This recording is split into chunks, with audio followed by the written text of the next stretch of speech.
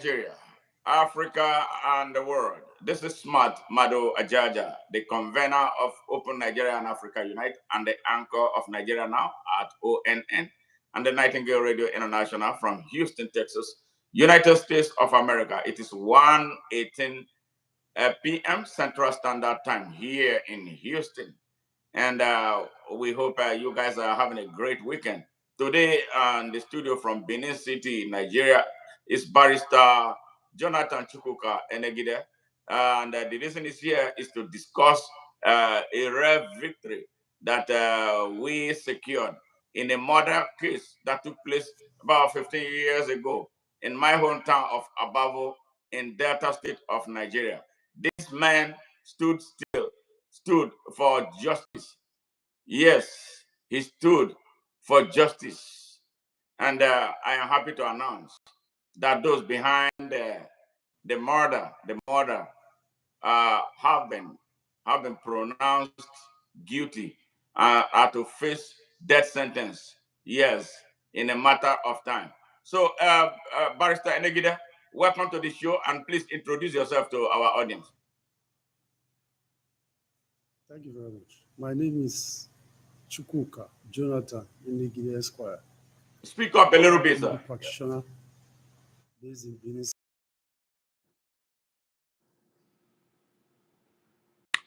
Good. Hello. Hey, Jessica, how are you? Hey, we are having a serious connection issue here. Barrister Enegide, are you still with me?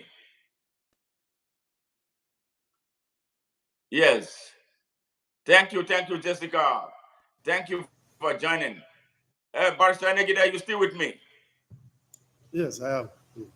All right. Now, you introduced yourself to our global audience. Now, you are a lawyer of so many years. What inspired your interest in the murder of Chief Vincent? Um, Vincent, the late element of Obiaima. What inspired you to take his case? And that 2011, when he was murdered, and then you did not rest. You kept on going until this minute, 15 years after, for this judgment. What I want the world to Yes, understand what inspired you to take up that case. well, first of all, apart from the other relationship between us, myself and the late Vincent, I'm now Chiyem. I was also his personal lawyer. At the first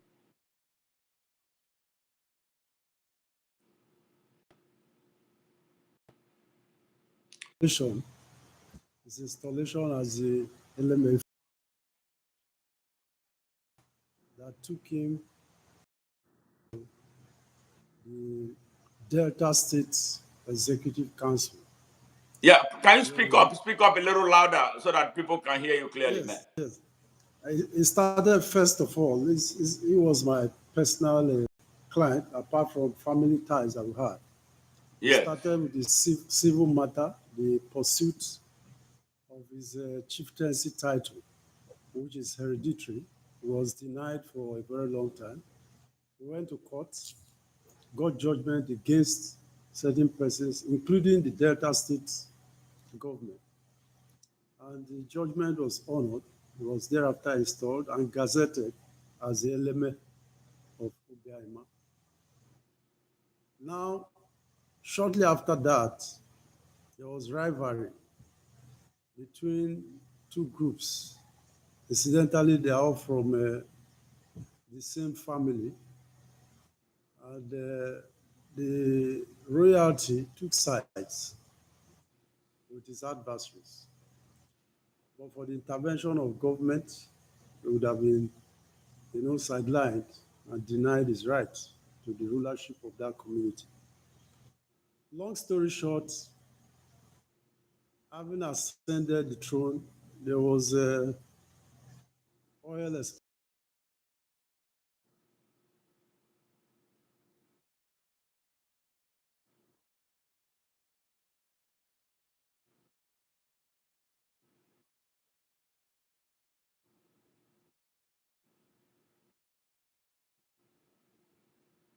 comes with so much revenue and maybe control, people resort to violence, Speak up might, a little bit. Oh, yeah.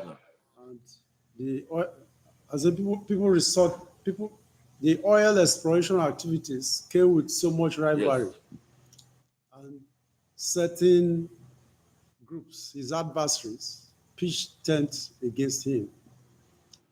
And that climaxed into so much squabbles in the community. They made the whole place ungovernable for him. At the head of his faction against him was his paternal cousin. They call him Face of India. His real name, Joseph Chiyem. He led his other group.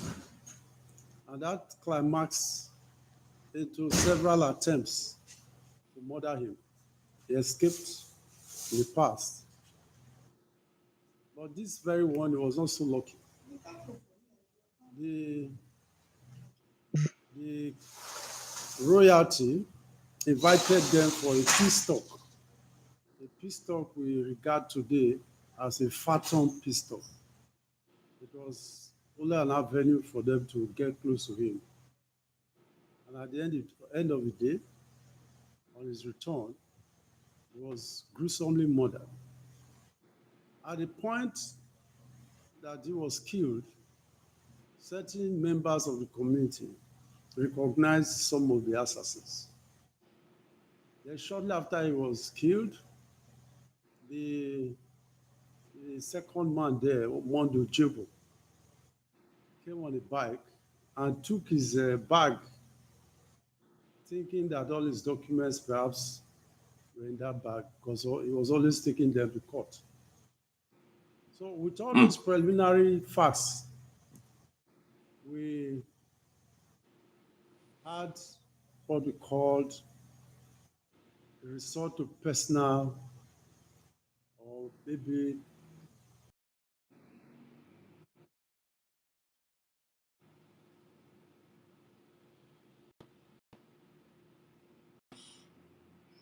Yeah, we lost it bad temporarily. Network challenge from Nigeria is always has always been an issue here. Is again part of the Nigerian failure that they never get the right thing that will work. That will meet global best practice. So let's hope that he comes back.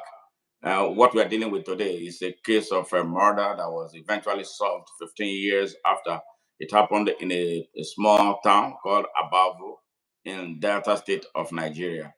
A young man called Vincent Chiyem was a sectional chieftaincy title holder of a quarter in Abavo called Obiaima. There was an oil exploration that led to the discovery of oil there. With the oil discovered, trouble as usual in developing world in Africa per se, became a big issue. There was a contest about who and profit to okay. share So profits. Yeah. All right, he's back. All right, continue from where you started.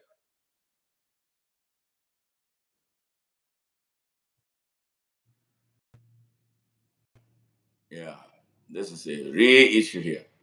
So, like I was saying, and that somebody they said they wanted to broker a peace agreement. They went to the palace, the Abavo Royal Palace. Incidentally, that's where I come from.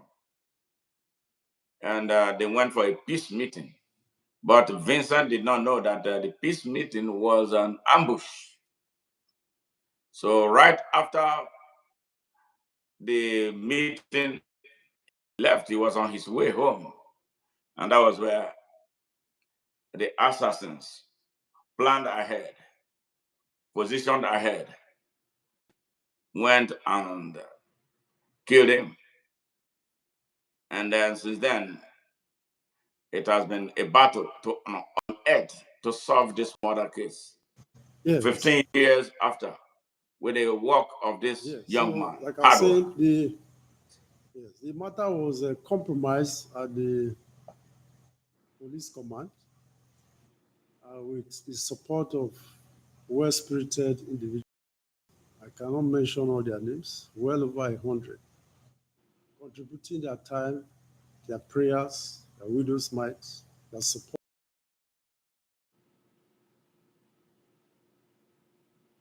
Wow.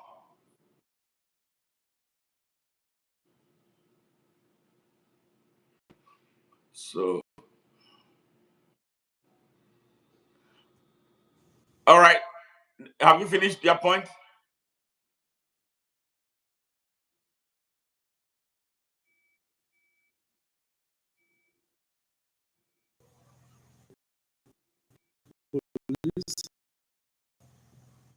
Police headquarters were directly involved. There were still some unseen Speak up, sir. Yeah.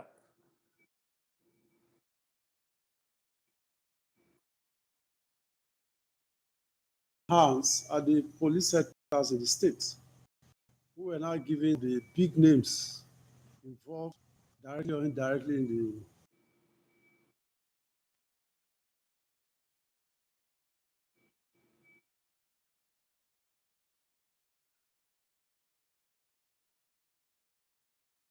the big men who take the flight, that to London.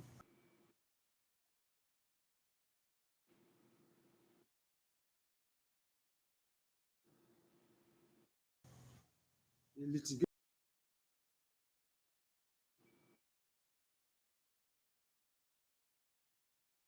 of intimidation, attempt who remained resolute.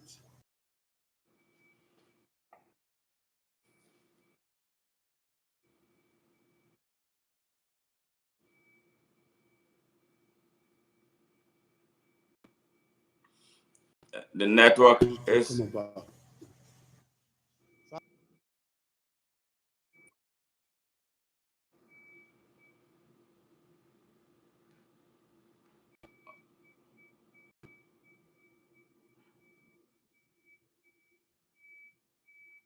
Okay, Barrister Enegide. I guess let's do this over the phone. I think. Yes, my sincere apologies. The network is bad. Let me try and get him over the phone and see where we can go with this. Yeah, because the network is a problem, and this is supposed to be a really serious issue. That will inspire a lot of people to listen to the travesty of justice that takes place in Nigeria. It took 15 years to solve this murder case, simple murder case. Yeah. So I am going to see what I can do to get him on the phone so we can get this whole thing concluded. It's painful that Nigeria is the way it is. Nothing is working. Network will not work. The phone system will not work. The hospital system will not work. The judicial system is hell. Nothing is working.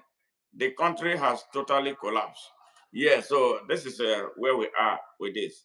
So we are waiting to see if he can come back for us to continue this whole thing. Let's see if we can get this thing done on phone.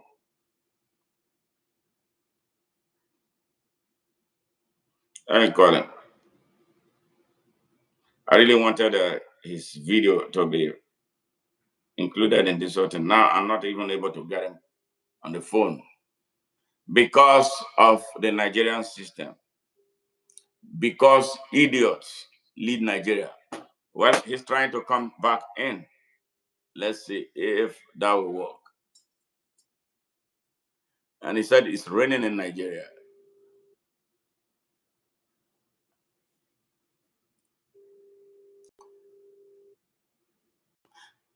Hello? Hello. Sorry for Yes. the technical Yes. hitches. Huh? It's the network. The Yeah, network same is yes. making this whole thing so difficult. Yeah. It's raining cat Can you and hear me? dogs here. I can hear you clearly. Yes. If this happens again, we will default. I will call you on the other number.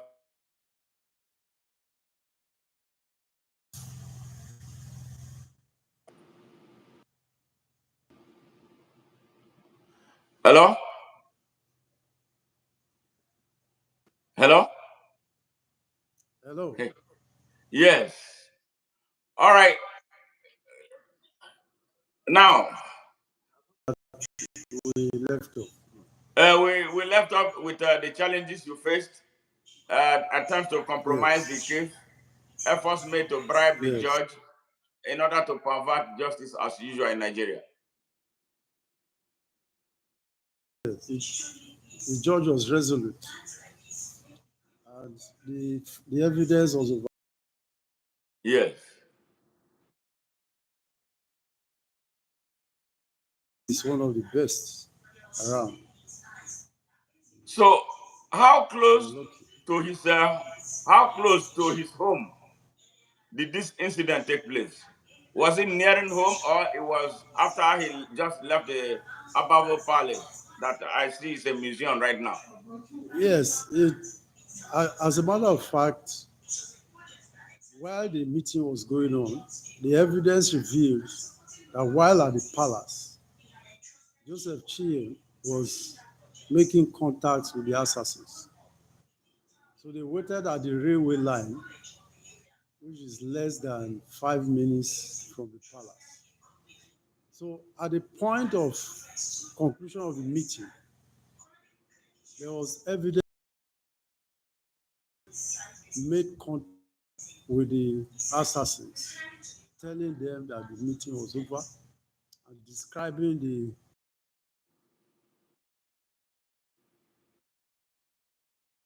that Yes. he was coming on a motorbike. All these were part of the confessional statements. And looking at the call log, they all tallied with the confessions that were made. Yes. So to say that how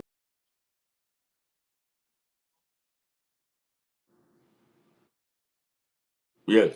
the railway, and Yes. he was killed nearer to Abavo town than Ubia Immaculate. Yes.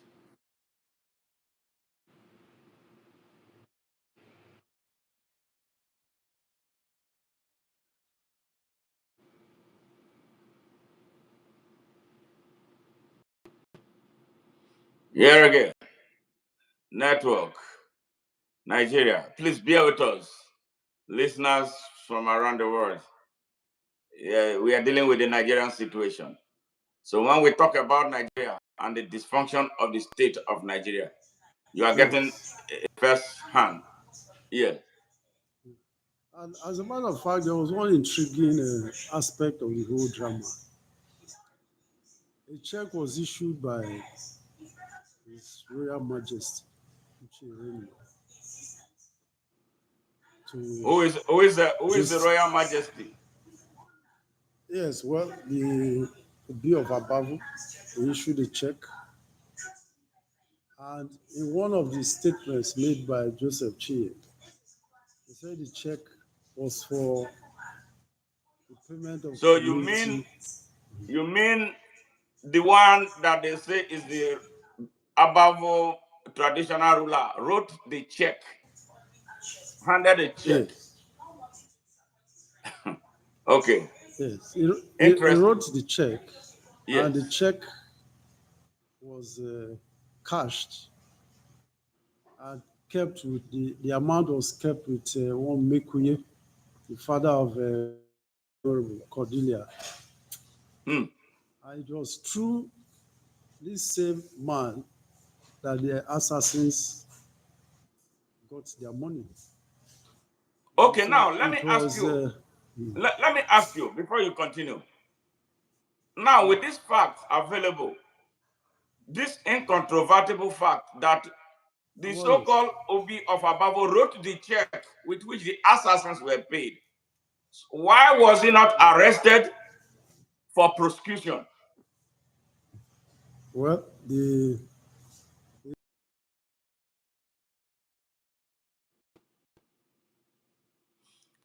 Well, it's getting interesting. Please, people, bear with us as we walk through this network crisis. Hey, Monday Oko, good evening. Nice to have you here. Jessica, thank you very much for joining. If you are joining us for the very first time, there is one thing we expect of you, or we appeal to you to do. Subscribe to our channel. This is one of the things we do. The fight for justice for everybody. It doesn't matter where you come from. Any and everywhere around the world, we are there. All you need to do is let us know. Give us stories, and we pursue the lead to look for ways to get justice for you. We have been on this case for 15 years. Yes, it's 11th, May 5th, 2011. Yes, that was when this murder took place in my hometown. So that's why I'm interested. You heard what he just said. The check, the check with which the assassins were paid was written by one man that they say is the king of Abavo. Not my king anyway, but we dethroned him. But there's some people still recognize him as their king. He was the one who wrote the check. I am asking a question now. Why did the Nigerian investigative or intelligence agency or the security apparatus, the legal system, why did they not hold Uche? Why did they not arrest him for interrogation? Mr. Enegide, welcome back. Why was Uche not arrested for interrogation? Is there any reason?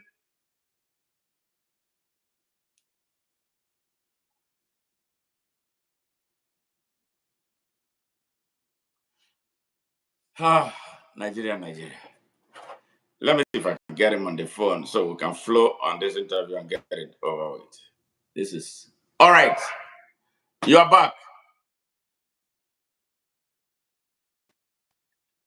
We lost him again. Yeah, this is.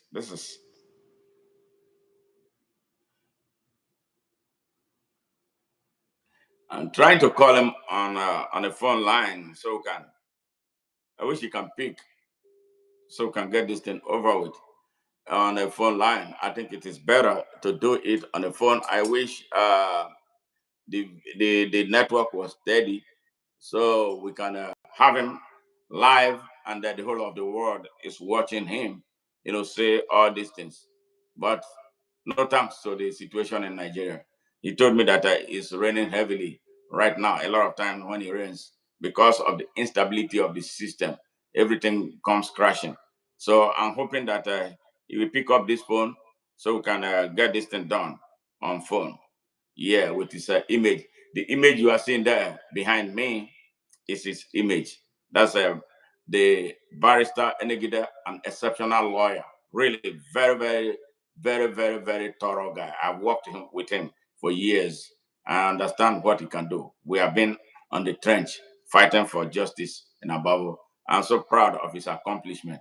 I'm hoping that he picks up this phone so we can get this whole thing done. I wish he can pick now, now, now, now, now. So can do. Yeah. So again, I'm running down this. You are welcome to ONN. And what we are dealing with here is a case victory following a case of murder, gruesome murder by some people. Yes, driven by economics over oil discovery. Yeah, oil discovery in my hometown. Yes, about what happened is a terrible thing. What happened in that town and the way Nigeria is. Nigeria is a bastion of travesty of justice. 15 years after, we are just scratching the surface. Yes, we got the masterminds, but I'm going to ask you questions about those who actually committed the act of murder. Where are they? Were they arrested? Are they part of this? Today, we have seen two persons who have been sentenced to death by hanging. But is it all? What about the man who paid the money, who wrote the check, Mr. Uche Irenuma, who wrote the check with which the assassins were paid? Is there any reason the law enforcement agencies in Nigeria are now holding him? Well, maybe perhaps when he comes back, he'll be able to answer this question. Yes, but I know Nigeria, my country, populated by very good people, but run through a very, very wicked and corrupt system. So we are still expecting Barrister Jonathan Chukwuka Enegide to return to continue this interview with me. So my fans, watchers, viewers from Nigeria around the world, please bear with us as we do this. And while we wait for him, maybe we do this. we entertain you with some music while we are waiting. I know it definitely is making a lot of efforts to come back, to get this whole thing done. Yeah, this is Nigeria, my country, the country I love so much, where we don't want this country to continue this way. And that is why I am at the front of the battle for justice for Nigeria. Welcome. Thank you. And if you've just joined us for the very first time, please do us a favor, subscribe to our channel, share this broadcast, to reach as many Nigerians as possible. It is about our struggle for justice that just yielded a result. Two persons involved, yeah, two masterminds involved with the murder of Mr. Chief Vincent Chiyem have been condemned to death by hanging. Yeah, and I think this is a start of what is to come, because every person who was involved must account for his involvement. Yes, justice must be served totally. All right, we'll be right back.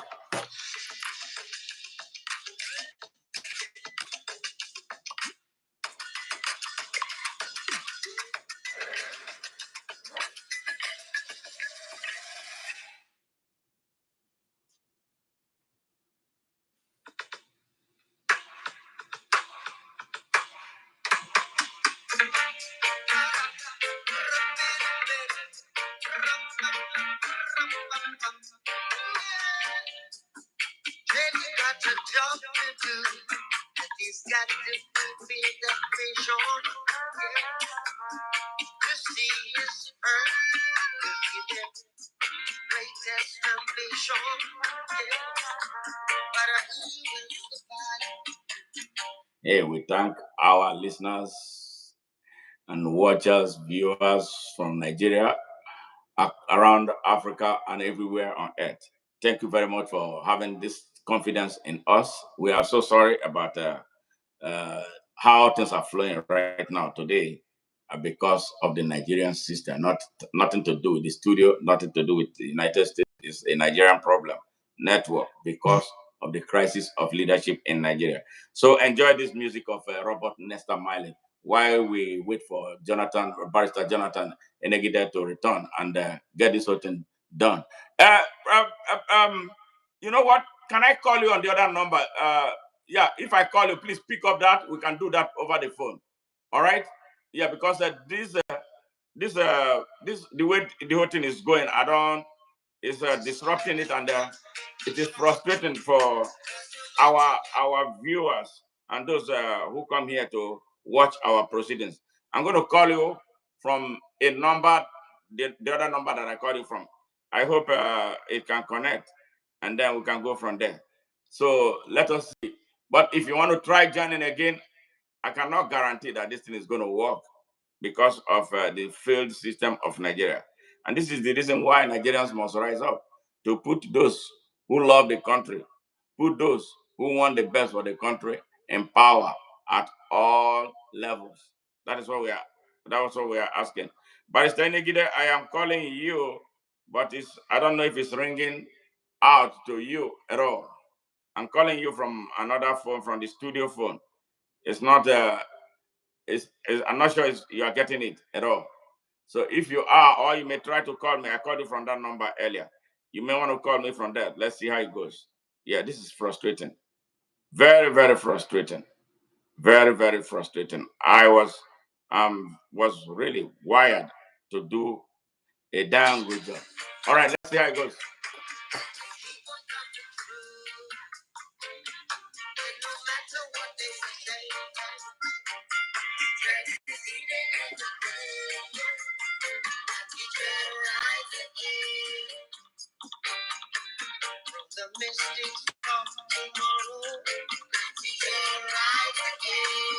Yeah, justice. The impunity in Nigeria. In the impunity in Nigeria, bro.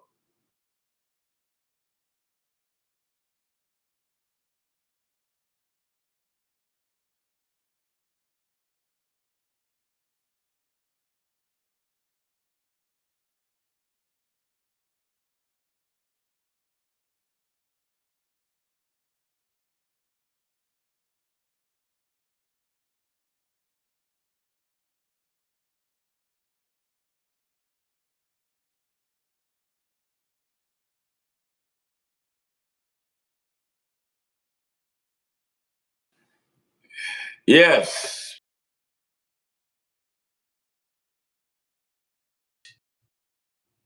It's making me mad. It's making me mad. Yeah.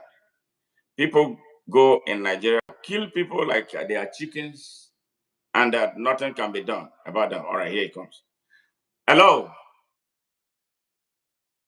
Hello. All right, so speak up now. Where we stopped was um a man that they call the king of Abavo, or the Obi of Abavo. Oh, again, this connection. I can hear you. Yes, issued a check with which the assassins were paid. Yes. So, is there any reason why he was not arrested for investigation and possible prosecution? Yes. Well, under the canons of investigation, there's what we call the dragnet approach. We're meant to understand that in that dragnet approach, he was listed as one of those who called to come and answer to one of the things, because the investigation or the evidence gathered revealed that the journey started from the palace. Yes. And all the contacts were made from his palace to the assassins while they laid siege. And the meeting was at his instance, the issue of check to implement and all that, what came before. But it was then in the good books of the Commissioner of Police. Looking at the police system, the system we try to farm against. If police officers were to come in from Abuja, they needed to sign in at the police headquarters in Asaba. Yes. That's the police headquarters. It was part of their routine. So each time they were coming to Asaba, the CP Aduba would just alert his friend, Ruth, and the next we hear, he goes into hiding, flies to London and all that. So it was more than mere coincidence on several occasions. The result that was becoming distracting. You should concentrate on the persons that you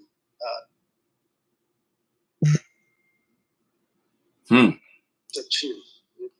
At the time, wanted to make some confessions. He talked to the IPO. And not sincerity, he wanted to make some confessions. Who wanted to make some confessions? Yeah, Joseph Chiyem.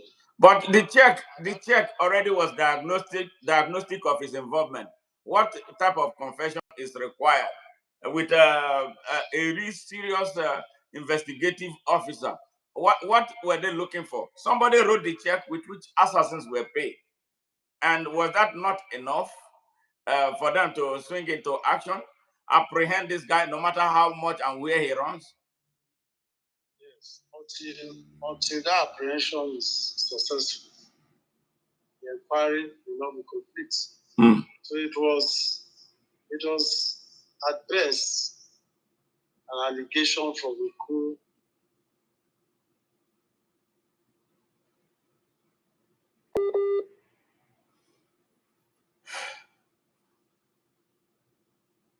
Yeah, network. Yes, yeah. We were cut off a little bit. You know, you talked about the point of apprehension. Yeah, so we did not get that.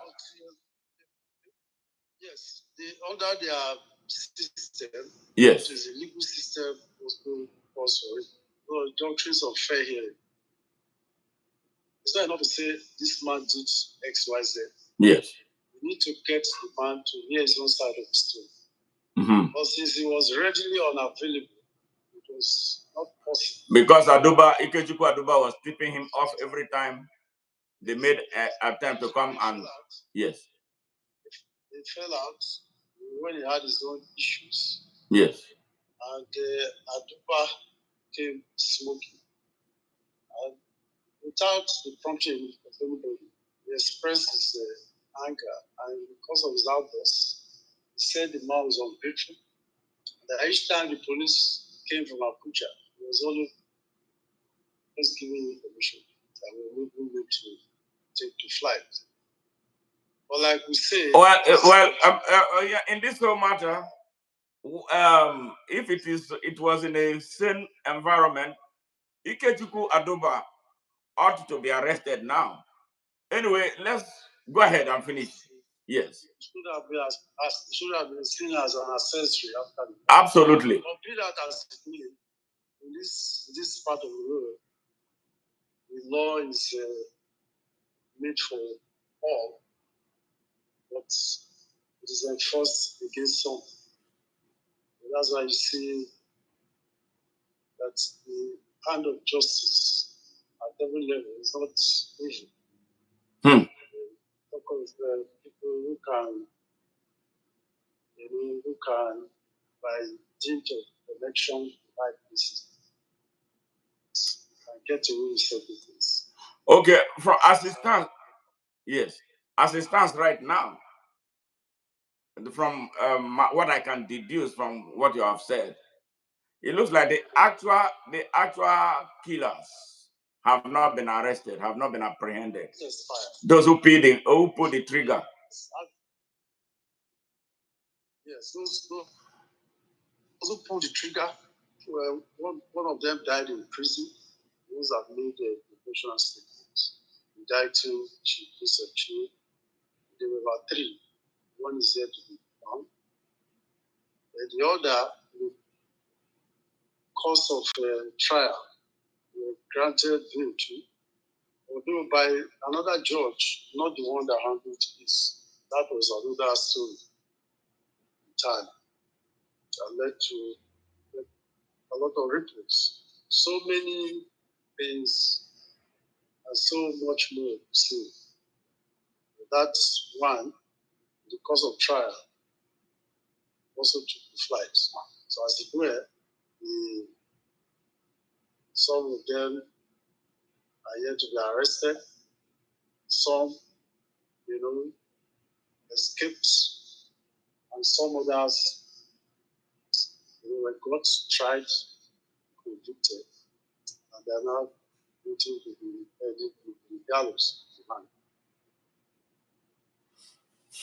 Okay, and it took several years before Vincent was buried, and at the time they buried him, a lot of us raised eyebrow because it was like they were burying a strategic evidence that was needed for this prosecution.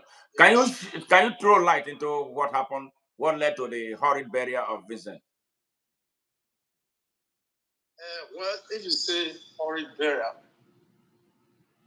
I will also not agree with you. Yeah, I know. In the sense of because of the importance of it in prosecuting this case. Yes. Yes. I'll get to that. Yes. While the matter was lingering, there were attempts by the OB to calm nerves, regain support, and all that. We're preaching peace. But the supporters and family of the slain man never budged. But at the time the body was in the room for over 7 years, and when it became clear that the evidence was headed in the right direction, and that there were overtures, burial, and certain things to be done, I mean the investigating team, yes, family, ensured that the autopsy was done. And when after the autopsy was done, there was really no need to keep the body anymore. Okay. Because the evidence that was filed had already been gotten. So that was why I said it will not be 100% correct to say that it was horrible. Okay, I agree with you. Yes. So by the time we got the medical evidence we filed, it was safe. And secondly, after an autopsy is done, speaking medically now, the body is exposed and prone to certain inglorious yes, decomposition circumstances. Absolutely. Exactly. Yes. Exactly. I'm trying to be mild. So yes. after the autopsy, you know Africans have so much respect. Yes. So after the autopsy, it was only necessary to proceed to the Now, wow. During this period of 15 years of trial, you were in the court all the time. Was there any threat to your life? Did you experience anything that was suggestive or threat to your own personal safety and security? Yes, I want to answer that by going back down memory lane. The day before that meeting, the late man, while he was alive, called me that people were around his house. So I had to contact my friend, classmates, high-ranking TSS, and I told him that I was in that village to visit my surrounding. So with that speed of light, made his contact, and before you could do it, several hillock vehicles flooded the village, and the assassins left. Now, when he now called me again that the OB had arranged for a peace meeting, I had to drive down to the village now and convince him not to attend the meeting because I knew the danger. Yes. So it was ominous. I had those signs. Yes. So while we're going to the village, we passed through the with myself and another person of mine, muddy road. So after discussing with him, he said he needed to be at the meeting. And I advised him, look, if you must attend this meeting, you don't need to go back. Look for a place and let them pass like that. And he agreed with me. So while we were going, I carried him Abavo that I'll drop him and see. While we were going, it was very, very clear that they were waiting for us at that railway. So I turned somehow by divine instinct. Yes. I turned. So by causing that what we were going, we managed to get to the mud, how we're going to the village. There was the thought that there was only to go back to that muddy road. I'm going through that muddy road to jeopardize our movement. I didn't say any word to it. And for the first time, Vincent, the late man, did not argue. He was just calm. Very unusual of him. He used to be a boisterous person, radical to the core. But he was calm also. Yeah. So all that I said was just allow him take whatever route he wanted to take. So as an elder, the other fellow expected they grudgingly accepted. So they do this very good things. I will not push him back. I'm continuing to remind the initial sorry about that. So we managed and went through that route and dropped him off at Abavo. And step a few hours later, he called me to say what he said, shot there. That was it. Wow. You see, there's one thing I believe. The God that created human beings is a God of justice. And if you are fighting for justice, your hands are clean. God will always deliver you. I believe so much in the Bible. Several attempts were made by Saul to kill David. true scares, so many things. A lot of stories about affliction. But many are the afflictions of the righteous. We will not go deliverance of them all of them. We begin to recount the threats, physical threats, threats by proxy, threats up to coming to my mom there when she was alive. Ask your son to stop this matter. Yeah, the usual way. The face was threatening me. My mom would just tell them, look, I fasted and prayed before I got pregnant for this son. I got admission to read law several times. I did this certificate. Sorry, his admission. When eventually he got down and insisted on reading it, he swore to me that he was going to be fair lawyer. He was going to tell the truth. So leave him. God will protect him. We pray for him. So long story short, several threats. I will not be surprised to hear that more threats are coming. But our God is a God of the day as he is a God of the night. He created the sun, he created the moon. He illuminates at every point. So at every point in time, the powers of darkness will always succumb. At night, there will be moon. In the daytime, there will be sunshine. So darkness can only be tempered. Wow, thank you very much.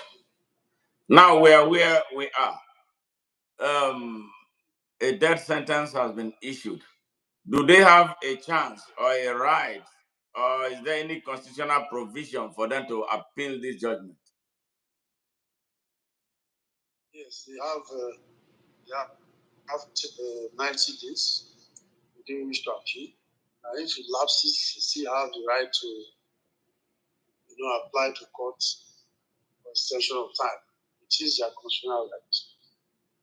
The situation will remain so long as there's a pending appeal until the Supreme Court decides finally. But one beautiful thing about the legal system,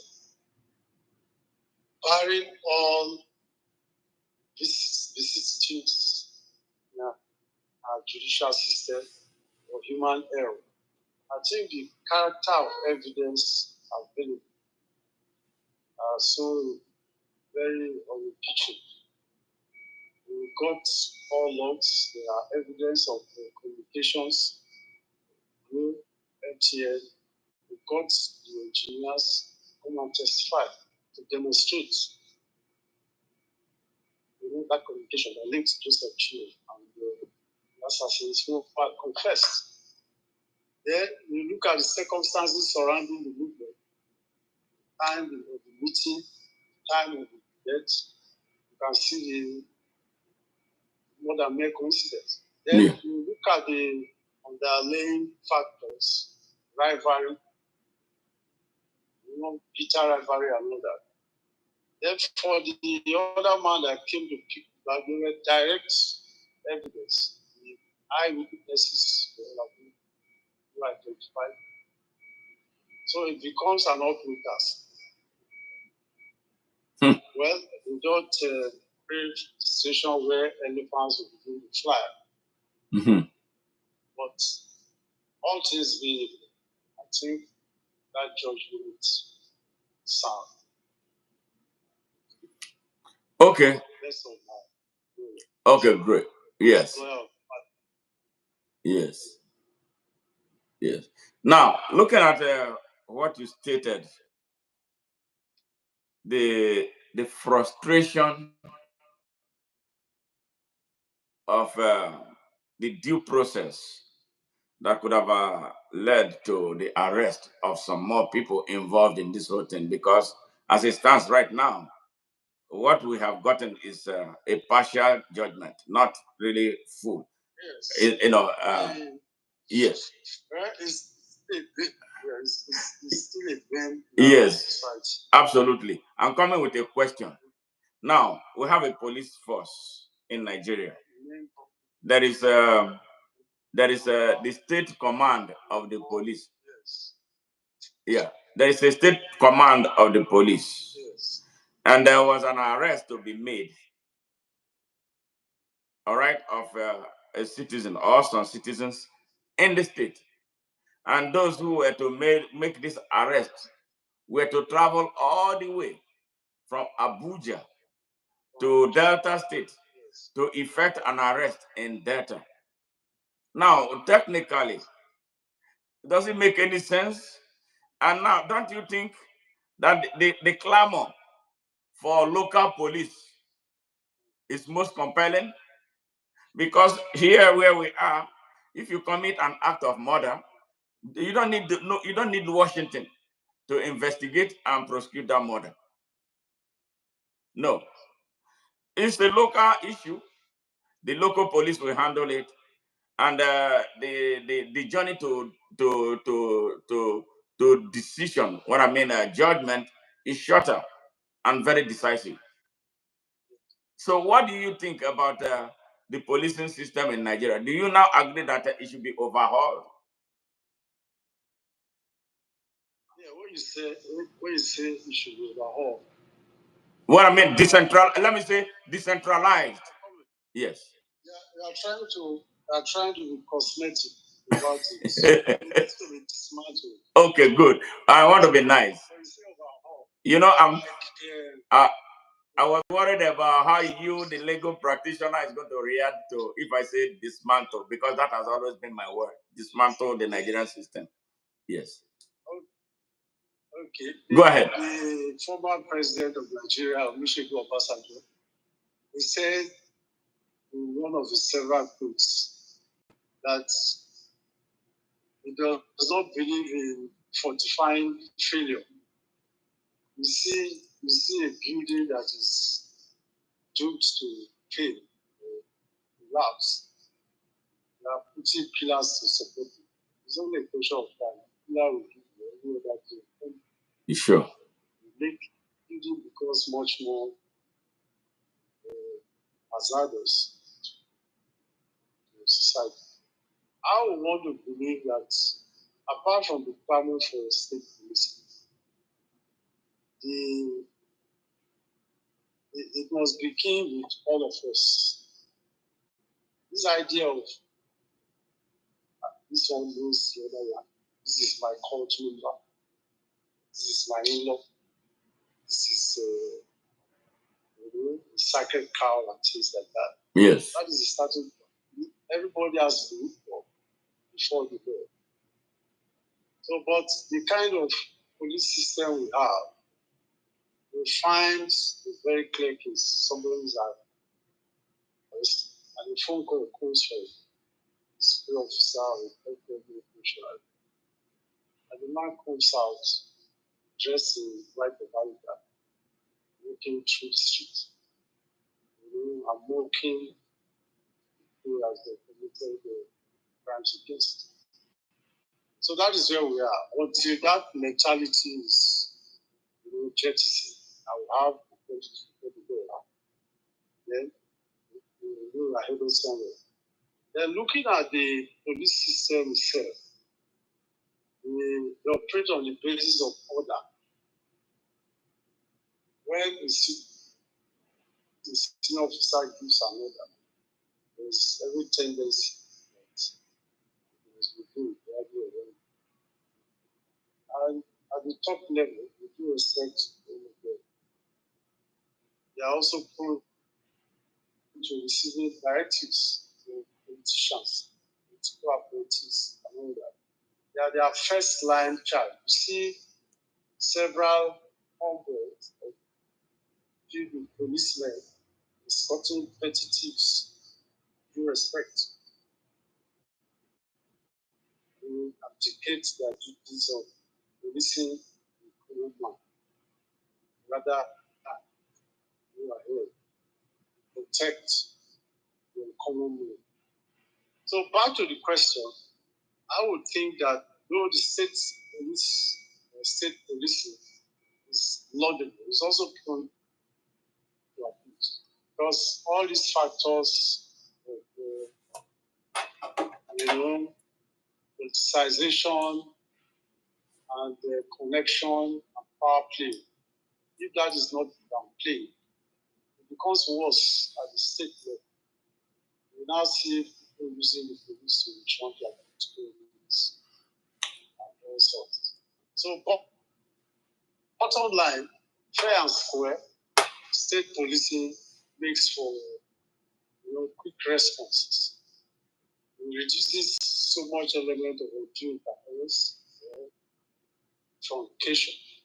Now, a situation where you have the police from Abuja, for instance, coming to arrest the big fish, to show that the big fish, is in the good books of the man at the end of affairs at the state.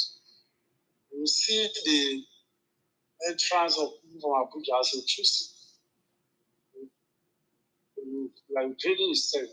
So he will not want to subject himself to another question. See, where were you when this man was taking you?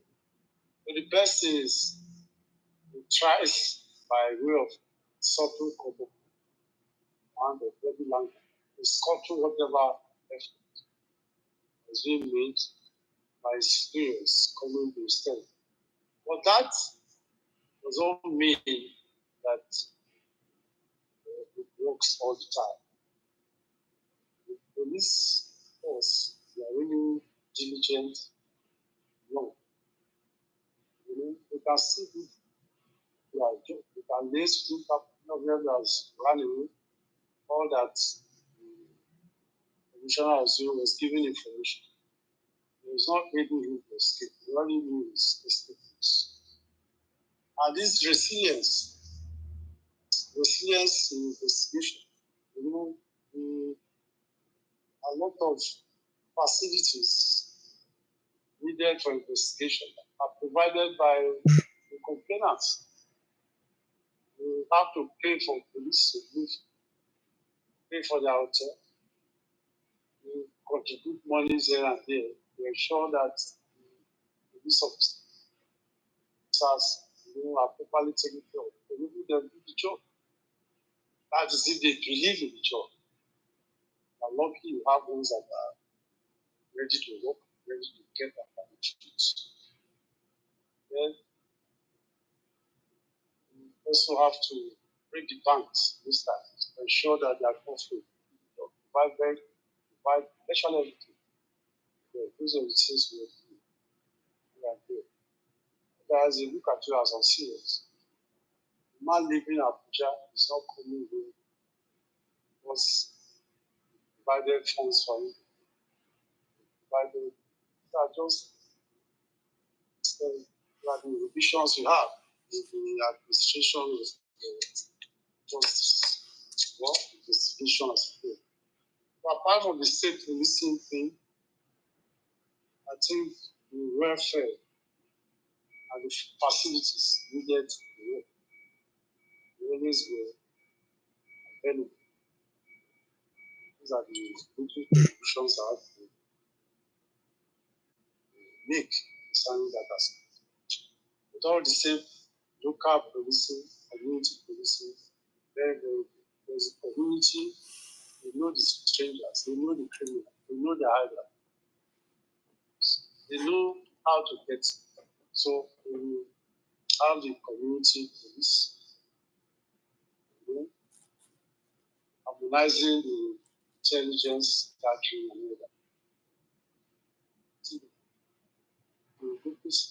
Yes. For instance, the primary witnesses were community boys who recognized one of these assassins. The community boys knew Mr. Chiyem when he came to carry the bag. So those are the primary building blocks that we needed to get to those technical and forensic evidence, secondary evidence. They are sensitive. That is where we are. Well, yeah, that is an expensive project. Now, to be very candid, I am not a fan of the policing system in Nigeria. I am not a fan of the state police system. What I am a fan of is total decentralization of policing in Nigeria to the community level. That is what happens here. Here, there is a liaison when there are cases that they call federal offenses here. So when there is a federal offense, they get the FBI involved. The FBI takes it over at no extra cost. At no, I am very emphatic, at no extra cost to the victims of those who are looking for justice. You now be between you and the state. All right, not the type we have. I understand everything you said. For the people in Abuja to move, one, the police officers that are deployed to states to arrest people, they turn it into a money making machine. To make money from victims of violence or fatalities. All right, and then people started scrambling and contributing money for them. All right, money that they will put it in their pocket. You pay for their hotel and all that. So it amounts to the total failure of the Nigerian system that must be dismantled. So what happens here is like Houston has a police, Houston police. That is, if you are from Obiaroko, there's Obiaroko police. If it's an Abavo, there's an Abavo police. And everybody knows everybody. You cannot embellish any case of serious criminality that will lead to somebody's death for any reason, because it is your community. And I think this is the area Nigeria has failed in their battle against insecurity. Decentralize the police, at, dismantle the current police system. Check how much is spent on policing in Nigeria. Give this money to every community should go and register with the CAC, their police outfit.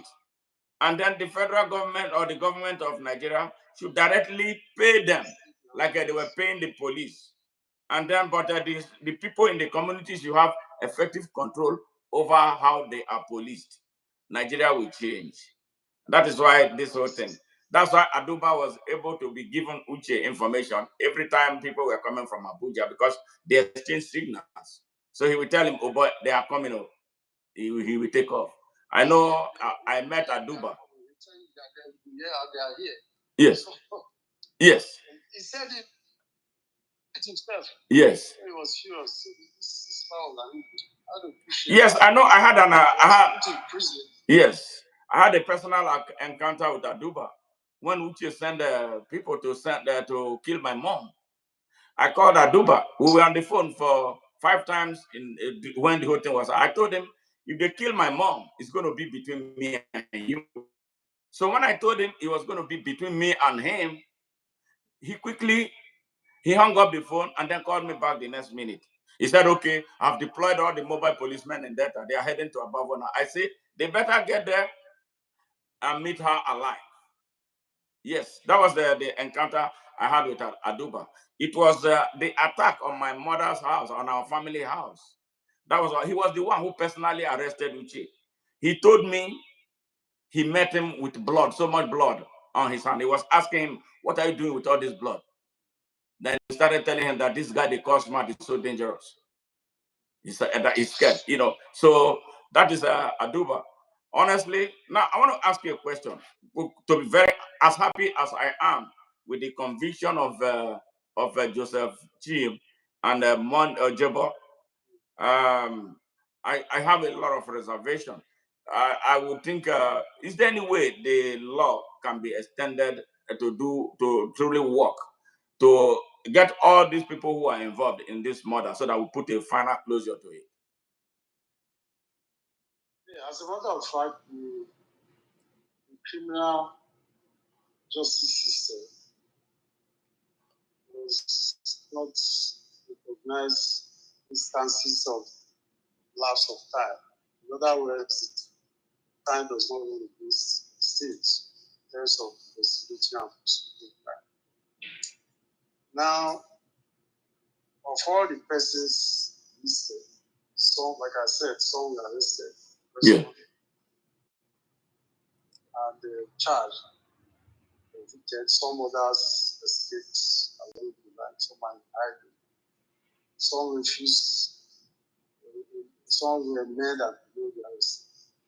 That doesn't put it in the matter. At the subsequent time, the facts we know that part of the investigation has been released to certain persons. Not concluded. Yeah. The police also has the right to reopen that aspect. But for those who also escaped, anytime they are found, they go in for it, trace the use. There's this, apart from direct involvement, there's what we call conspiratorial. There's an ancestral family. There's aiding and abetting. All this is shown by the character of investigation emanating from the character of evidence emanating from the investigation. But all hope is not lost. It's not a matter that you say because certain places are competent, others can do and celebrate. It is still possible. Wow. And there's no time frame. There's no statute bar. Okay. Criminal investigation and criminal trial. Wow. Okay. Wow. Wow. How did you feel on the day this judgment was delivered? I lost appetite, just like the day I heard the man was killed. I couldn't eat. The first day, out of grief. Then, on the day of the verdict, I still could not eat out of sheer excitement. Wow. So that captures the mood. I was so contented. I was so happy. And the community expressed so much gratitude. I bet. So much gratitude. And that to me is the reward like grief, not on the basis of military grace, but on the basis of the fact that no human being can just have his life cut short with broken life. It could happen to anybody. So if you condone such acts, the question now is who's next? Absolutely. It is God that owns life. To any other person apart from the instrumentality of the Lord, it is very, very, very, very happening. It's not something the person it's not something any person will want to about. Wow. Wow. Wow. My mind, the direct effort on the position of God Almighty. Yes. He has the sanctity of life. Anything that has the right to bring life, apart from the law that has been made in that particular. So that is my belief. I'm so happy to give up. Naisha here matter.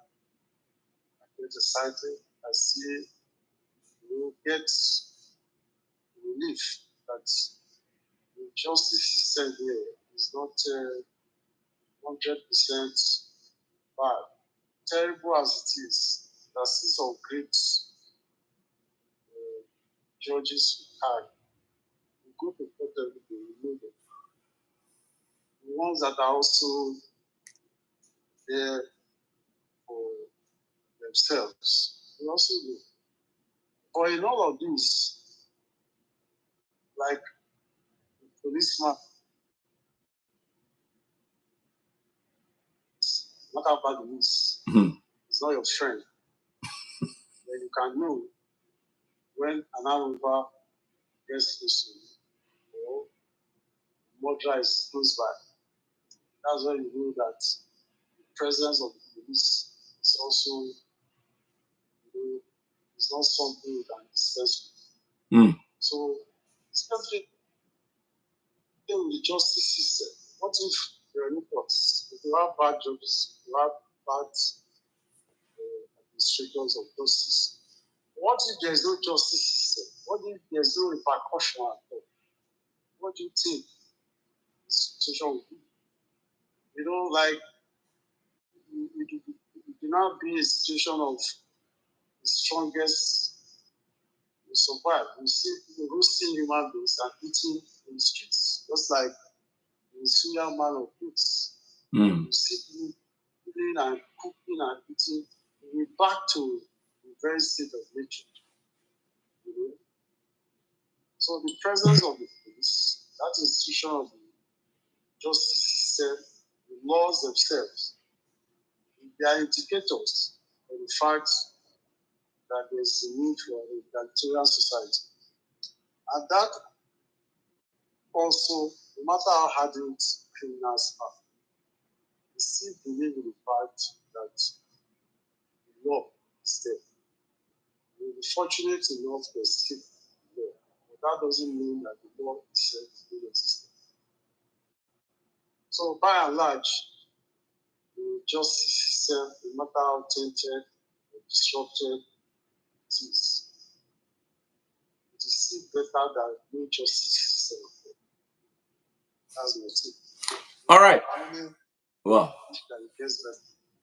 All right.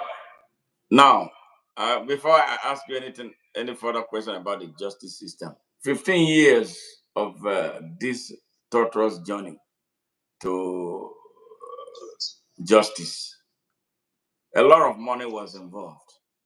So much effort was involved. How did you raise the money to prosecute this case for a solid amount of 15 years? 15 years, taking cognizance of what we know about Nigeria. That is where divine intervention comes in. Most of the funds we got from the low and mighty at every point were based strictly on self-conviction. There was no particular meeting or organization where launch of funds. The people just organize themselves out of products of Gary that they sell. People believe in justice. People believe that the handlers of this matter will trust them so much. I don't know the trust. They will sell pepper on their own. So please keep this. We created a force.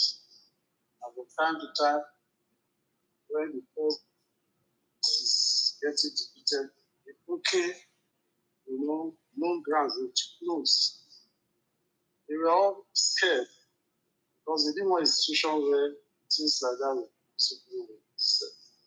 But when you see willing community members who, out of fear, will say, please don't mention my name, but I pray for you. Thank you. They also liaise with their diaspora members. They also wanted justice to be when their hands get weak, their big brothers and sisters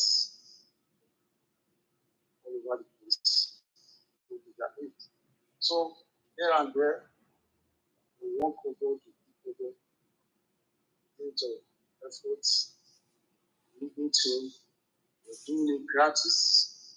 We're also not making money out of it. Yeah. So whatever monies we gather, we augmented at everything. So what's it is that we're all united towards one thing. This is against one thing. Wow. When you have a community that is resolute in having the right thing done, then the local palace, they say there's strength in it. So I think that was how we were able to weather the storm. There was no particular definite or defined means of raising money. Just self-made contribution. Who were interested. What is this shop? I will get on briefly though. Some got tired, some lost hope. We had some last men standing. Followed on the mental to the end. Wow. At the time, it was difficult to get some witnesses that retired. They went as far as networking and tracing them to their villages. Retired police officer who has left the system is going to the village. It's not a fisherman somewhere. The network, this one doing this one contact, they change.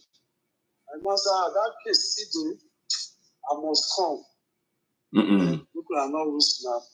Just this is money to take me from this point to this point. Anything like you see appreciation. It's a farming community.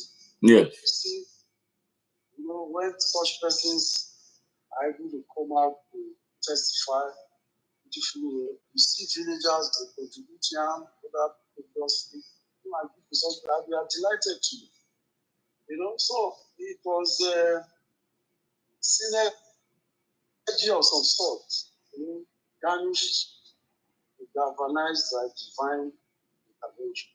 Yes. All those words, what gives strength, and perhaps the will of using men that are going place, and even the mighty, they all came out without necessarily chasing out, making themselves prone to attack. They deep down, they believe in the best, and they assisted at the point. People from Abuja, you see them who ordinarily want to fly, come by night bus, just to save costs. Because they believed in justice. They saw the facts. They saw the naked truth. They needed to show. We've been talking about the state council. We mentioned their names. Two of them who was physically challenged at one. Yes. But she was always the first to come to court. She told me, and I know her. She's a very close friend of mine. Yes, even with her disability, she would be the first to go to court. Yes. At times before the court rule is open, she followed up. The threat became too much, so it was. And the DPP at that time was also very, very, very annoying. He handed over to another team who also decided to follow up with that. They appointed persons that were really tested and trusted. Even at the last point where they wanted to evaluate them through their court system, their political party system. Like what Okawa did with Abavo case. Yes. The fellow now said, well, these are the facts. These are the circumstances. I know you are my boss. You have come to meet you. I don't mind. I can leave the fire. But you met me before, millions of dollars, and I told them, now you was pointing at the So the AG also got embarrassed. I saw that for a lady to be this resolute, I cannot allow the right. Well, so they were carrying money. They were prepared to bribe, even to the last minute, to pervert justice. Yes. Where can you guess where is their money coming from? There's only the community. We are in charge of the oil revenue, and we have some support relationship. This various societies and yes. What they do? What they do is that they cover with dark. They meet their family members. They do one of these streams, And at the end, they make themselves invincible. So people will now look at them as very, very powerful. So they want to maintain that standard that since you are a member of you can get away with anything. But this one was an exception to the case because at every point it was followed. There were personal touches. And we knew what they were doing. They were praying and also following to ensure that money never comes. Wow. Justice at the good. It was actually the battle between Goliath and me. You can imagine. Yes. Now, with where we are right now with this case, what is next? Yeah, what is next? I think for the community, the real peace has come, not the initial peace of the graveyard. People now are not good. For the first time, people out, procession, dancing, triumph of good over evil. Yeah, so that is that. That community going forward, for the first time, I've come to realize that these group of persons are not really this. They're not really above them. Even for people they thought they could fly in the afternoon, they had all the conditions, they had all that it took. Boasting that nobody can do anything, you can say it, you can understand it. The fact that we can know that. So now the case of people rejoicing, one group will say, the other one will echo, you know, that's who just say it. The other group will answer, God will say it. Okay. Wow. Wow. That is wow. Yeah. You now know that there's law in this country. You can't just do anything. Yeah, you know what you did, very exceptional. The sacrifice was huge. You see, like I have always preached to the people of Nigeria, there's nothing as good as a sense of community. When a community rises up to fight evil, evil has no choice but to bow. There's this culture of fear. It's something new in Nigeria at all levels. Everywhere in Nigeria, people are scared. Can you explain this, sir, for the people of Nigeria to understand? Emphatically pointing out to them the power of the people coming together to get things done. Whatever they want done will be done. Yes, I start with the parable of a bunch of people. You know, if a fly touches somewhere, and each, let's say, 100 or 200 persons become one basic each, begin to take their turns to wipe the fly, not to fly with this leather moving from place to place. You need to look area. But just one bunch of the fly is it's not only there, it's crushed. That is the power of people we're talking about. But the problem with this country has always been that of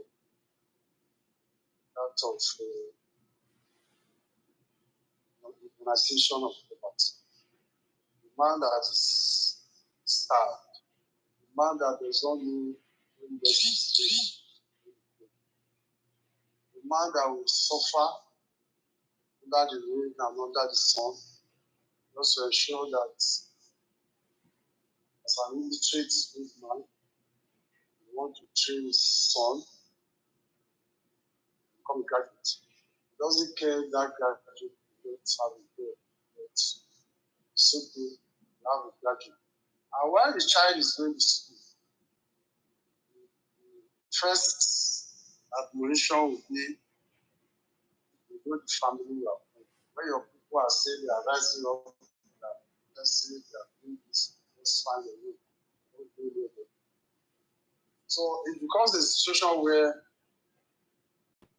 you know the right thing to administrate. That's one. Then the other aspect is that there's so much reward in now see the entities at the end of the face. People who know me well, who know the right thing, and try to do the right thing. There are very few, but they are so powerful.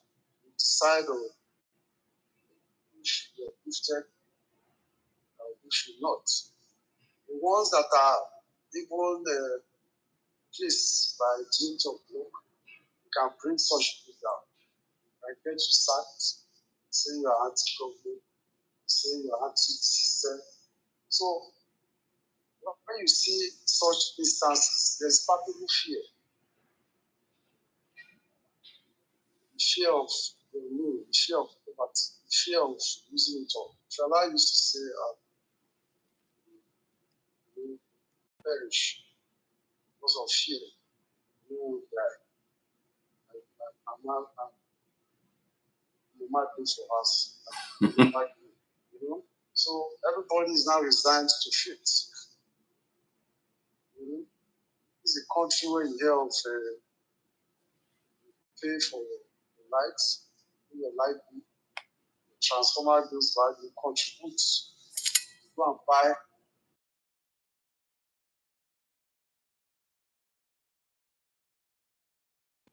So you sink your own borehole, the government of the people are paid. You know, a lot of absurdities. But by and large, they are so weaponized over, they are so infatuated that we see government as one piece. And there's so much record of repression. Look at what happened at the beginning of it. Few progressive young minds came out and said, the next thing crushed. Nobody will want to see that kind of thing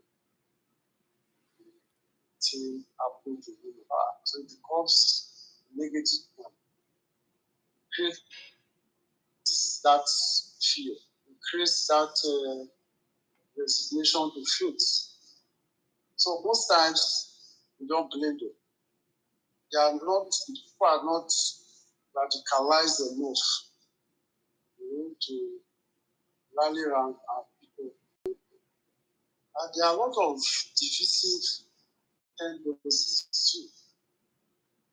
The carrot and stick system, we have religion, so many things about.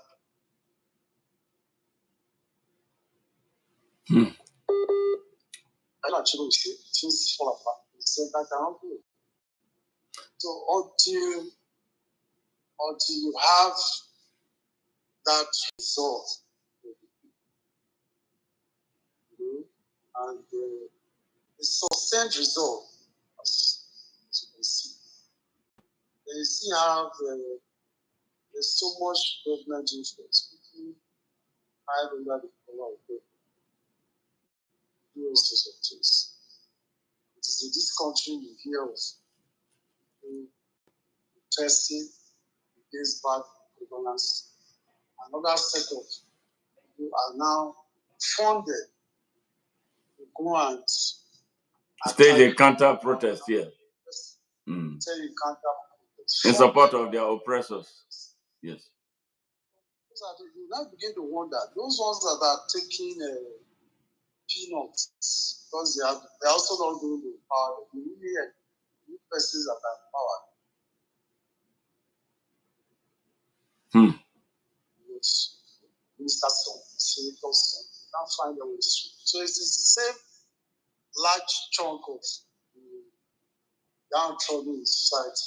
They are manipulated against one another. So you now have a system where anything goes. Look at you had history of little children, innocent children, so they just carrying. You don't even know what country owns what flag. What flags and started carrying flags and let's see branded minors say they want to patrol and carry flags. Look at hotels, look at churches. There are several flags, several countries. We don't have to do this direction. Also, but you see overzealousness on the part of government. They have all the history, they have all the police, they have the judiciary. They appoint they control them. They have the police, they have the army. They have all it takes to suppress. That itself is a veil society, fueled by this weaponization of violence. The man that has not eaten has gone to several places with it's very scavenging for existence. See that man that is strong enough to stand the protest and stand for the check. And our people, they like good things a lot. You see, Madam Peter or vulcanizer, this one is a personal experience. One vulcanizer that used to be near my house, clearing my one just to justify the monies I did. As soon as he was appointed as chancellor, this same place used to clear me. The first part of it, I said there was going to contest it. Because suddenly become a big one. So that is where we are. The transition from poverty to abundance. Yes. Going through distorted political system is another thing. These ones that are suffering, that are leaking, they still believe that one day they will be SA, one day they will be PA, one day there will be one appointment or another. So even when the government is not doing the right thing, we still believe that as long as like the right camp, even if we hold the group. So that is where we are. A lot of false narratives, a lot of things that should not happen in decent society. Like in serial crimes, hunger is not contemplated. So a man that is well fed, the system has made it possible for you to go on. You can, after eating well, you can rationalize. You can begin to see why the laws should be better. You now begin to think rationally and act rationally and question the system. But that cannot, I don't see it happening. You even see the elites, the professors, as soon as they get into government, they begin to defend government. Quotes, defend people. There's so much eulogies and entrenchment of mediocrity. Even the elites are also involved. They look at perks of office, they look at advantage. The man that is lecturing in the university, professor, they pay 400, 500. So they prefer to bootlick and hobnob with politicians. And the next thing is made a board chairman, is made a advisor, is made a committee chairman, and begins to get testicles in dollars. So these are the problems we have. Absolutely. Going back to the legal system. The legal system appears to be structured to work for only the elite, the rich, against the poor. Looking at the amount of theft that is taking place in Nigeria, high profile theft involving billions of dollars, billions of naira, and the EFCC of Nigeria, from what I see, is like a catch and release outfit. They make a lot of their arrests on the pages of newspapers, but at the end of the day, nobody is prosecuted to the letter, and for us to get a punishment for offenders, those who rob our system. But a young man, a young girl who steals a tuber of yam, who steals some hair from a Brazilian hair shop, will be sentenced to jail. What is responsible for that? Yes. We're talking sincerely. The punishment for any crime is not determined by statements. Mm-hmm. The man steals a billion naira, Mm-hmm. and another one steals 1 kobo. The law says anybody that steals. There's no law that says anybody that steals 1 billion naira, Mm-hmm. you have to go for life sentence. Another that steals the Maggie cube, you have to go for 2 months. Once it is defined, there's a maximum punishment, there's a definition of offense. Mm-hmm. The amount involved is not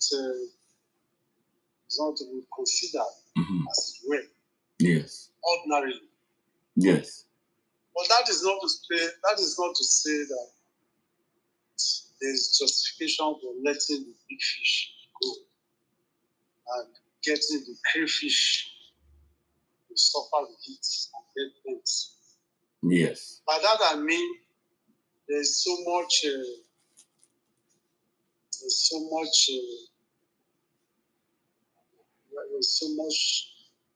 insincerity in terms of the fight against crime in this country.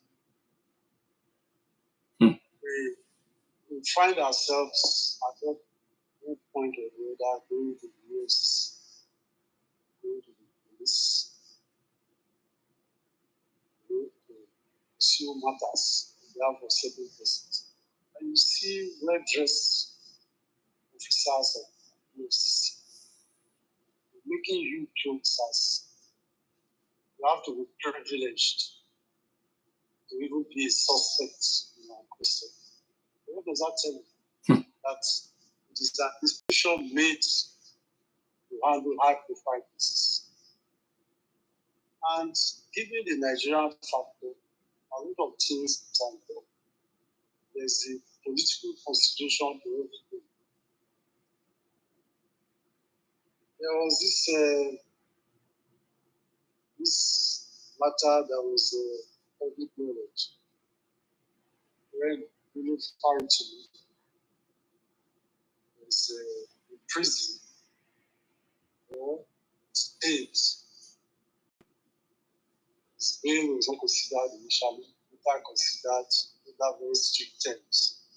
What offense? A misdemeanor. The offense ordinarily that will not attract up to 3 years jail. See, he's so sensitized. Big man is involved. Big man, how dare you challenge the big man? There's no longer an issue of dealing with the crime itself. Because the personality behind the prosecution of that crime. Is that fair for a society? Is that fair for a country that is desirous? I'm trying to draw the analysis. All right. Of the inequality yes. in our system. you hear of governors, ex-governors, before you do it, all the national dailies, this one has been arrested, so the next thing here is defunct to the ruling party. That is the end of the matter. You see another one, so much evidence is published everywhere. We tell you he's not been arrested. Then from nowhere, he takes his stroll with praise singers in his convoy. They escort him to the EFCC office. And he walks out. Somebody that, for instance, has been declared wanted, next thing he tell you he's now ready to go to US. So much has happened behind the scene. And that is not good. It's, it makes room for people to believe that it is not a crime. Divided, powerful, rich and powerful are both the law. That shouldn't be. The law should not be a respecter of anybody. I remember this particular case during the first coming of Donald Trump. The CNN reporter is banned from going to the White House. He went to court. The judge ordered, declared that Donald Trump had no such rights and granted him unrestricted access. He was assigned to the government house, the White House. It's not Donald Trump's house. But here, you see impunity everywhere. As long as you are connected, as long as you are ready to let one or two things go out of your roots, then that becomes the end of the matter. Unless you are ready to join the bandwagon. That is where we are. It should not be. No society goes with this kind of mindset. You see youngsters are no longer interested in books because they believe that once you have money, it doesn't matter how you got your wealth. You become a sanction of all eyes. You see people coming to patronize you and all sorts of acronyms to you. So that is a major pain in society. We shouldn't run this. We shouldn't run it's a country that we run aground. Care is something. And it accounts for the legitimization of the corruption. As bottom line, get rich soon. People aspire to be working in the FCC. There's avenue for them to go after criminals. They also sort themselves out in the process. We heard of cases of recovered goods that were also related in the FCC.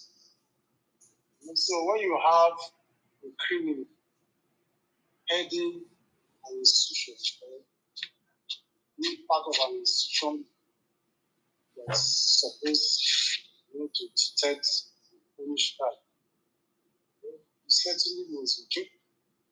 Was a monster. We have a system that is modeled up. We have a system that says what it does not mean. We have a system that is cosmetic in its approach. They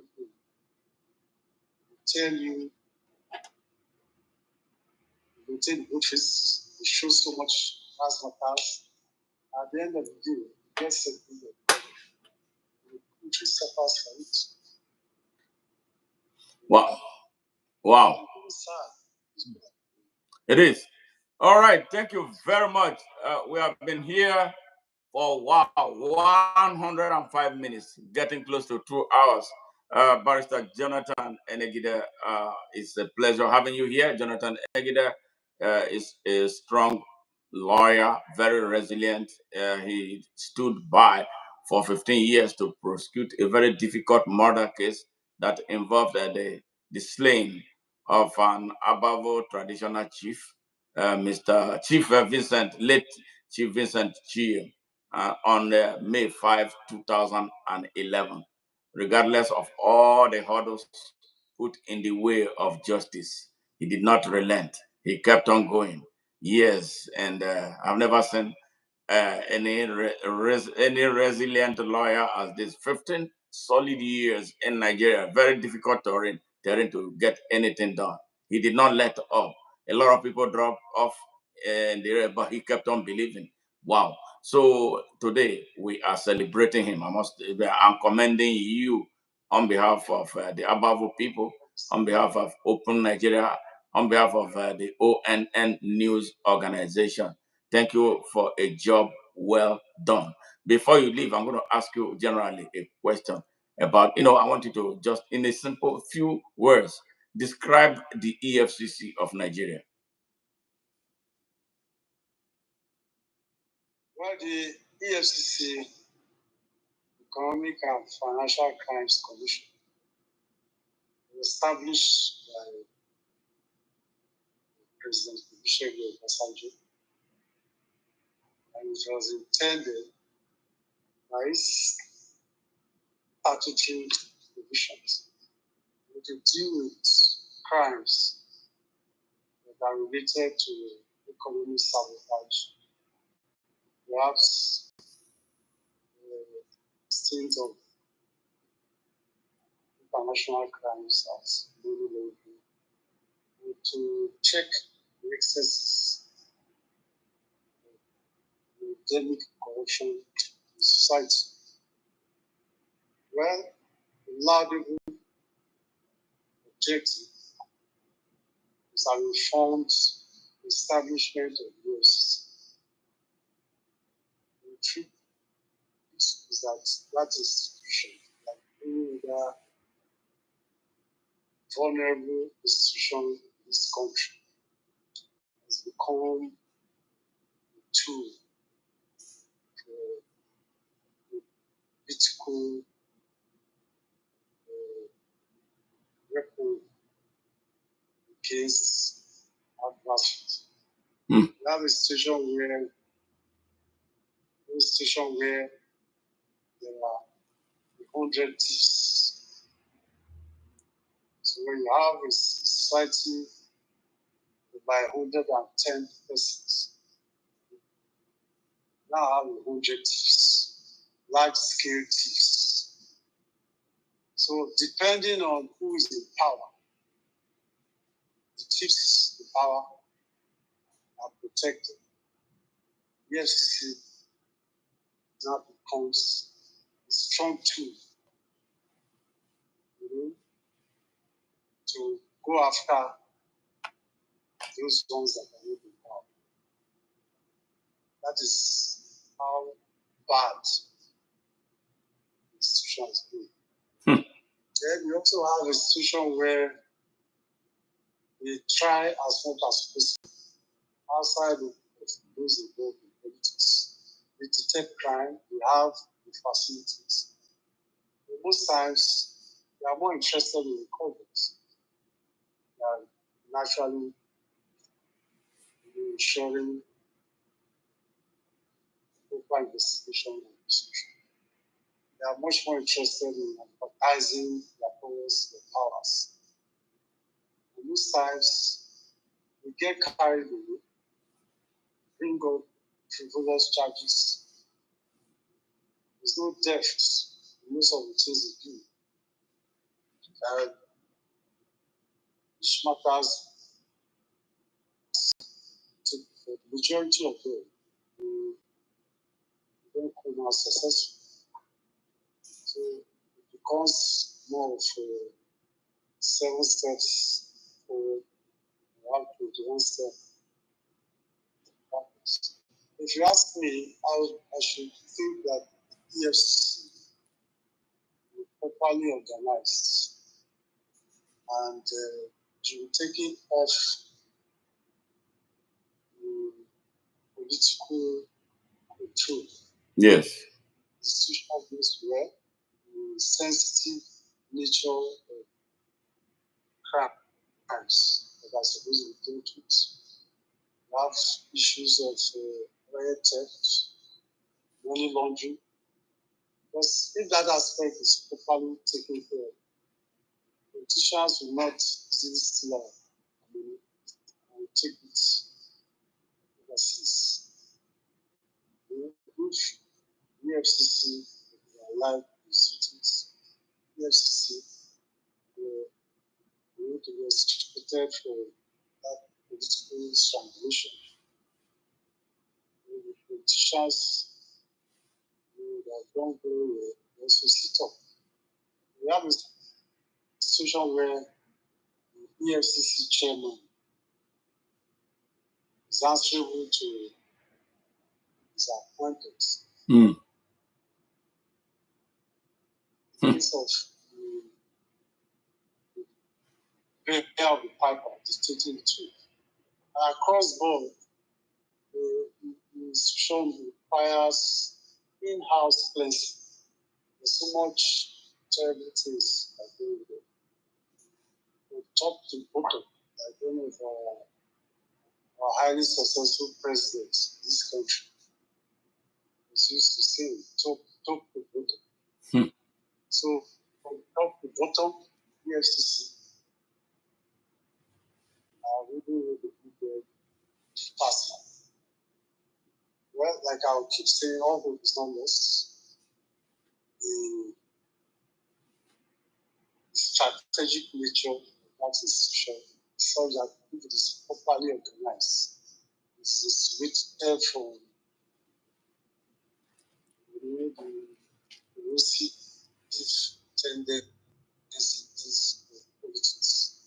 Mm. It is able to comply with its duties, ensure the good formidable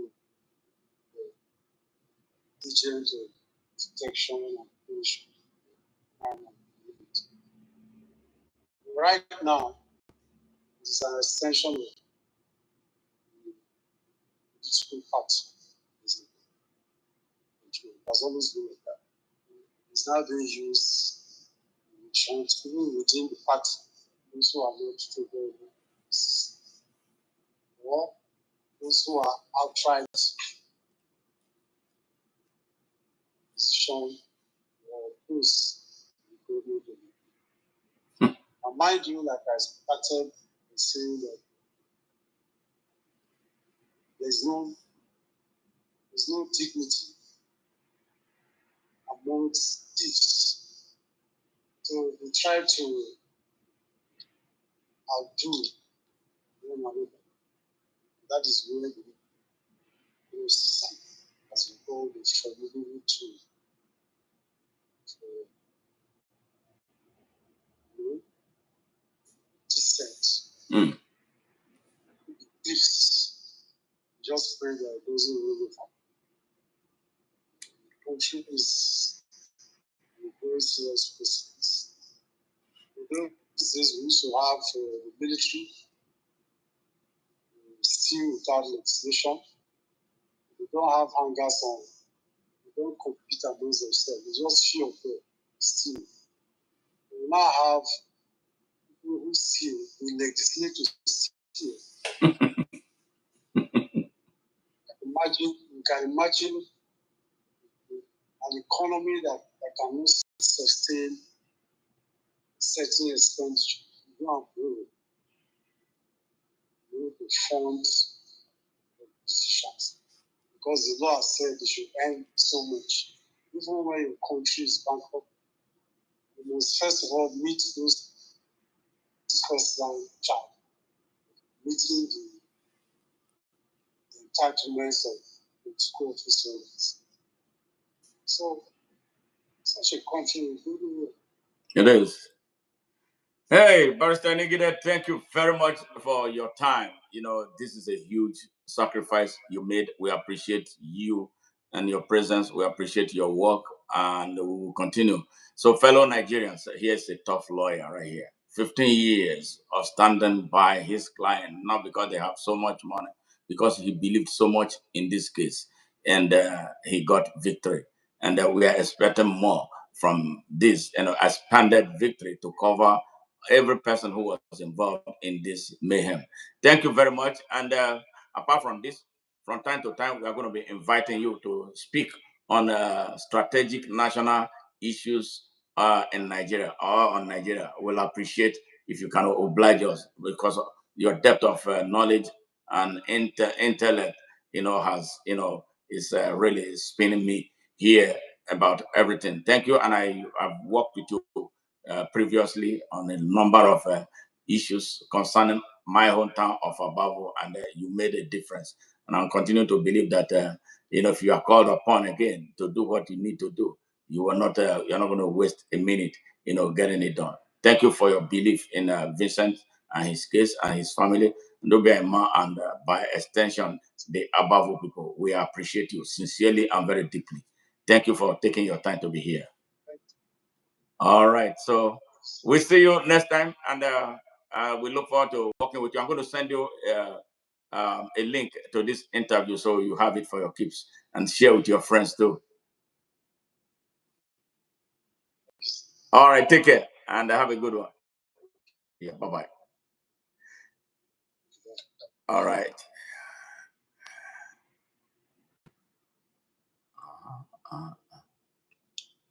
Okay. All right, viewers and listeners from around the world. Yes. We appreciate your patience, especially as we struggled with the network. And thank God, that inspiration to do something a different way came. And we did it, and we're able to pull this off. We appreciate your sincerity. We appreciate your loyalty. We appreciate your time. We appreciate your sacrifice. And again, if you joined us for the very first time, please do us one favor: subscribe to our channel and hit the notification bell so that if we come online for a new stream, you'll be one of those very first to be notified about our presence here. Thank you very, very, very, very, very much for being part of us. And again, we do this, to advance the cause of humanity. If there's any way you can support us by way of sending us super thanks, please do so. Super thanks or any amount will go a long way in helping advance the cause of our work. Bye for now, and I look forward to seeing you in our next stream coming up shortly. Bye for now. And this is Smart Mado Ajaja, the CEO of ONN and the anchor of Nigeria Now at ONN and the Nightingale Radio International. Bye for now.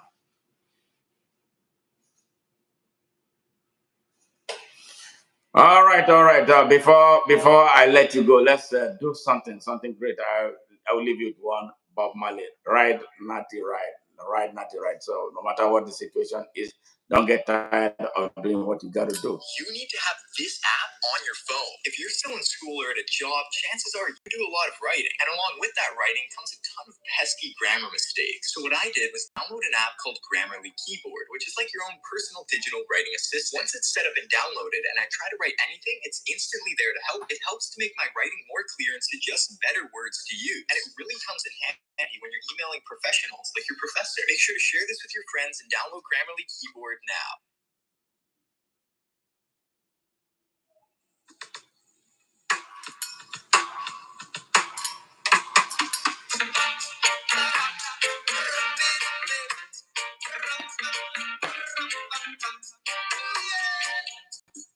Freddy's got a job to do, and he's got to fulfill his mission to see his heart, and that is their greatest ambition. But he will survive in this world of competition. No matter what they do, not to keep on coming through. And no matter what they say, ready be there every day. Not to dread the rise again. through the mystics of tomorrow, not the dread rise again. Have no pain, have no sorrow, and all you see have one is to fight against the Rasta man. So they view their word in great confusion, to force on us the devil's illusion. But the stones that these builders refused shall be the head cornerstone. And no matter what games they play, and we've got something they can never take away. We've got something they can never take away. And this is fire. This is fire. That's burning down everything. See the fire. Fire. Won't let it burst from wings now. Yeah. No time to be seen. And this you must know. And now believe. Just as the judgment will not work to be with water. No water can put out this fire. This fire. This fire. Fire. Fire gayo. So ride not the ride. Go there, ready, go there. And now the fire, out of control. Panic in the city, wicked weeping for their gold. Everywhere the fire is burning, destroying and melting their gold, destroying and wasting their soul. So ride, not the ride. Go there, ready, go there. Tell you what, now the people gather on the beach, and their leader tries to make a speech. But this dread again told him that it's too late. Fire is burning, man, pull your own way. Fire is not the dread, rise again. If you go there, ready, go there. Go right, not the right. Go there, ready, go there. Ride on through the storm. And we riding through the team. Go right, not the right. Go there, ready, go there. Go right, not the right. All right, bye for now. All right, take care, bye, bye.